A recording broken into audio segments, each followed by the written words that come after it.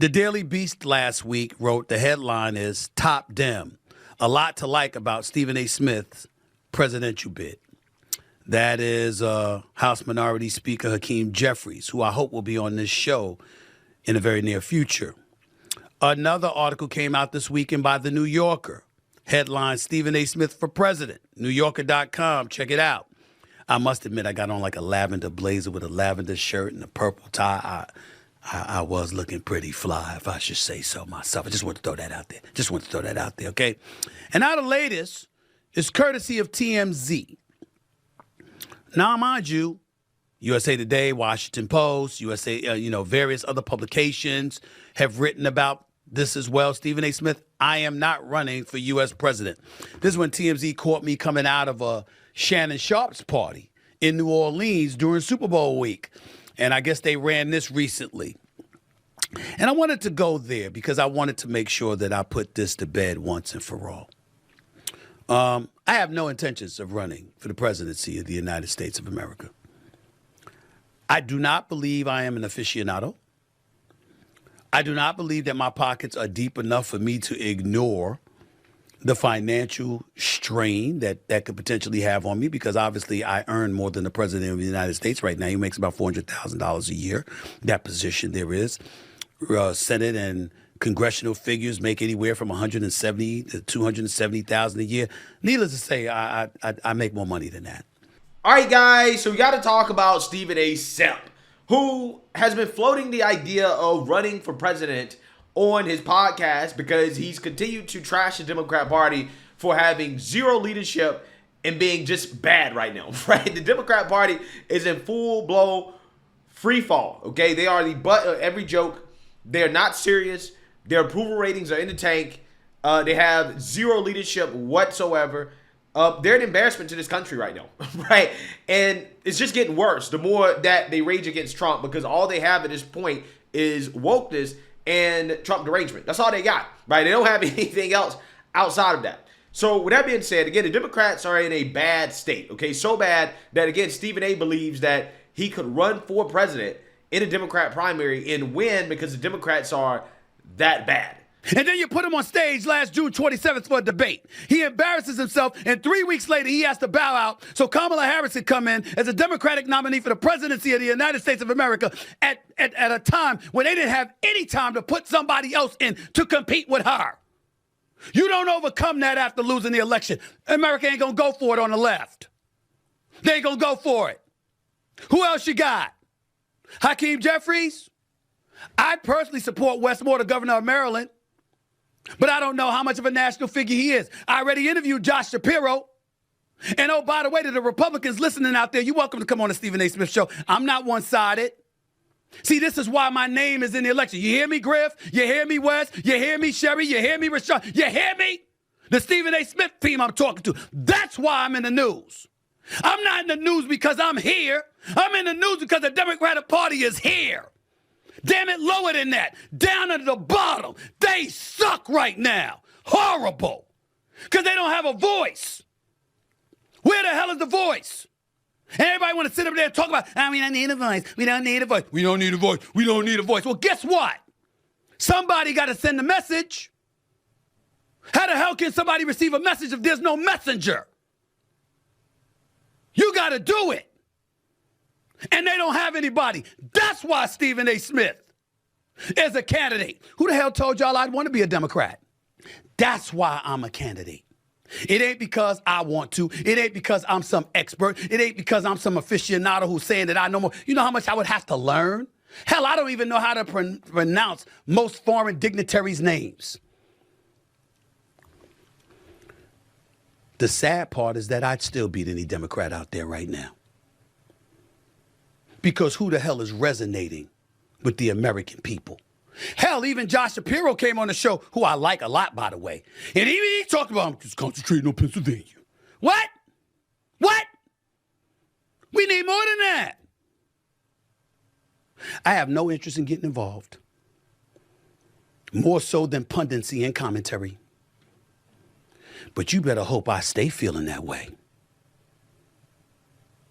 Because let me tell you something right now. I said I'll bring the rain. I lied. I'd bring hell.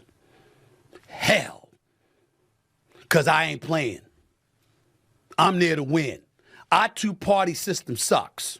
Yeah, so you seen that, you heard that. Okay, that is Stephen A. roasting the Democrats. And Democrat operatives like James Carville do not like that very much. Okay, he does not like the fact that Stephen A. is calling out the Democrats for the fact that they lack leadership. And James Carville basically told Stephen A. to shut his effing mouth because he doesn't know what he's talking about when it comes to politics. Take a look. Okay, I am a big Stephen A. Smith fan. I remember I saw him some years ago on TV, and I said, man, this guy's coming in hot. I don't know how long this is going to last. The truth about it, he's really worn well with me. He's very outspoken. Look, he's like anybody else. Does any kind of commentary, sports commentary. He's sometimes wrong. Way more times he's right. I find him to be, when it comes to sports, I find him to be really insightful. When it comes to politics, he don't know his ass from a hole in the ground. He's on that running his goddamn mouth about how he may have to run as a Democrat because there's nothing left of the Democratic Party. There's no talent. Stephen A., are you shitting me? I mean, you say you're friends with Wes Moore and you say you're friends with Josh Shapiro. Well, I'm friends with both of them. I think they're really extraordinary, talented people. I got news for you, dude. There's 6 or 7 other people in the Democratic Party that are just that talented. So before you start running your fucking mouth off about politics, a topic of which you really don't know anything about, you ought to sit back and think about it and call some people and run it by them. But don't let your political stupidity stand in the way of your outspoken and I think often insightful views when it comes to American sports, of which I think you are an expert at.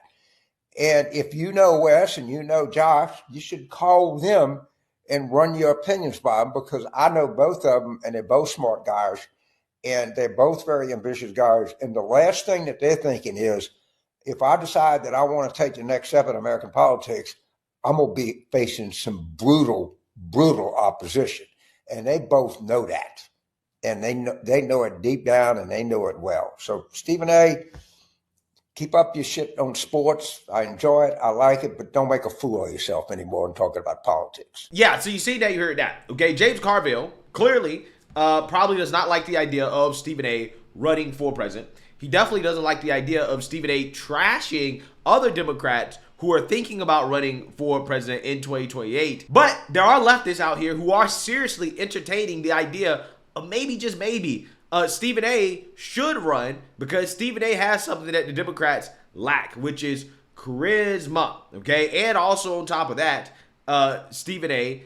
apparently loves Bernie Sanders, right? He tweeted this back in 2009, quote, "I loved hearing Bernie Sanders. He personifies my views as an independent." Consumed a lot of Stephen A. Smith over the past number of years because Kyle loves this guy. Really? That's hilarious. Yes, even though his politics are very centristy. Leftists are sharing a tweet that he put out years ago where it was like, listen to Bernie Sanders and he's exactly right about everything. To be like, oh, maybe. But I mean, we know his politics are very like normie, always hewing to the center. He's real buddy with Sean Hannity. Loves this, loves him, loves the whole mantra of bipartisan sort of norms, etc. But he is at least charismatic. He is at least charismatic. Talented. He's at least unafraid of he's not afraid of controversy. He's not afraid of, actually saying what he thinks and stating it in a clear and unequivocal manner.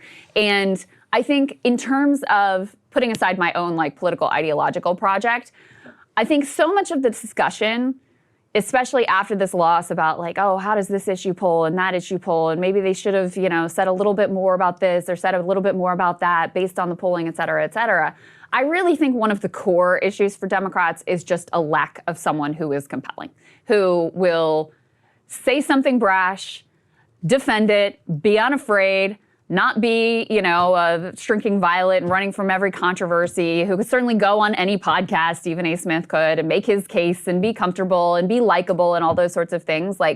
If Democrats want to win again, they do need to look for a character who is like Stephen A. Smith. And just in terms of winning, again, not in terms of what I want to see ideologically happen, just in terms of winning, that is very much the direction that they need to pursue, more so than any of the like poll tested adjusting themselves on this issue or that issue. Yeah, it gets to a Yeah, so I personally find it hilarious that Democrats are in such a bad place that they're having serious conversations. There are serious conversations about sports commentators, not political commentators, right? That's not Stephen A's main thing. He may be getting into political commentary, but he hasn't been doing it for like 30, 40 years type of thing, right?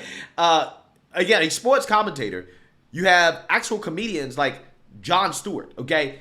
Those are the people that Democrats are throwing out there as possible leaders for the party in the future, as possible presidential nominees. It shows you that the Democrats are quite literally a clown show at this point, right? They are a total train wreck, okay? And I know some people will say, well, the Republicans had Trump. Trump wasn't a politician. And it's like, yeah, well, Trump was a businessman, okay? You got to understand there's a difference. Trump was a real estate mogul, okay? So when you talk about Trump versus somebody like a Stephen A or a Jon Stewart, the difference is that President Trump has actually built things, okay? He's shown that he at least has some understanding of how to run an organization, how to build an entity and to maximize return on investment, right? That's not something that Stephen A or Jon Stewart have shown, right? I don't know anything about what Stephen A does or Jon Stewart does that would lead me to believe they know how to manage large organizations. But hey, this is what happens when you have no leadership. This is what happens when you have no bench, which is different than the current situation of the Republicans right now. I mean, the Republicans have a really deep bench. I mean, we're talking about J.D. Vance, who's probably next up. You talk about Ron DeSantis, who could also be competitive as well, too. You have Vivek Ramaswamy. Okay, in some section of the Republican Party, you know, Nikki Haley is popular, even though, you know, I'm not a fan of Nikki Haley. But I'm just saying, like, there are people, right? There are individuals that you can name that you're like, okay, like, yeah, that person is a serious person who could actually, you know, potentially run the country, right? Or be the future of the party. Again, hopefully not Nikki Haley, but I'm just saying, like, the Republicans have a deep bench. I just don't know about that with Democrats, right? I mean, I think that Stephen A is right. I think James Carville is just upset because Stephen A is telling the truth, okay? Which is that right now, Democrats have nobody. There's nobody that I can think of on top of my head that would be competitive versus a Republican candidate in 2028 as of right now, right? Given the current state of the Democrat Party. Now, who knows? That could change. I don't know. Maybe Josh Shapiro could be the guy. But Kamala Harris didn't choose Josh Shapiro as VP because he's Jewish, right? Which brings me to my point. This is always my point when I do these videos about the Democrats because this is the main issue. Democrats are beholden to the far left. And as long as they are beholden to the far left, it does not matter if a sane, rational Democrat rises up through the ranks and breaks out as the leader of the party. They will always be weighed down by the fact that their base, okay, there is a base of Democrats that are way too extreme when it comes to social issues, and they have a chokehold on the Democrat Party, right? And you know this because look at the DNC elections. Look at the DNC elections. Look at their leadership. David Hogg, Malcolm Kenyatta, far leftists, okay, Ken Martin.